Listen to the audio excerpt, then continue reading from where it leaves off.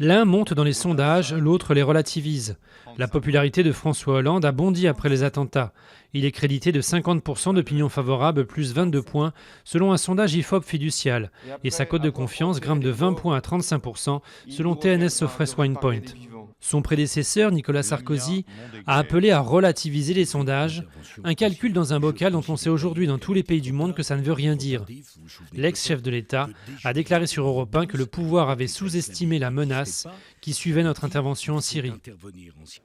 Les engagements militaires en Syrie se multiplient, alors que les États-Unis ont décidé d'intensifier le déploiement de leurs forces spéciales sur le terrain. Le Parlement britannique devait voter aujourd'hui, sauf surprise, pour des frappes aériennes contre l'État islamique, malgré des opposants qui ont manifesté à Londres. Hier, l'Allemagne a validé en Conseil des ministres l'intervention de son armée contre l'organisation djihadiste. 4 pendaisons pour un massacre. À Peshawar, dans le nord-ouest du Pakistan, 4 hommes ont été pendus pour l'attaque d'une école il y a près d'un an. Le 16 décembre 2014, un commando de talibans armés avait abattu plus de 150 personnes, en majorité des enfants, dans l'attaque la plus meurtrière de l'histoire moderne du pays. En plein sommet sur le climat, la plus grande centrale solaire d'Europe est inaugurée en Gironde. À Cestas, au sud de Bordeaux, près d'1 million de panneaux photovoltaïques fabriqués en Chine ont été regroupés sur 260 hectares, soit 300 terrains de football.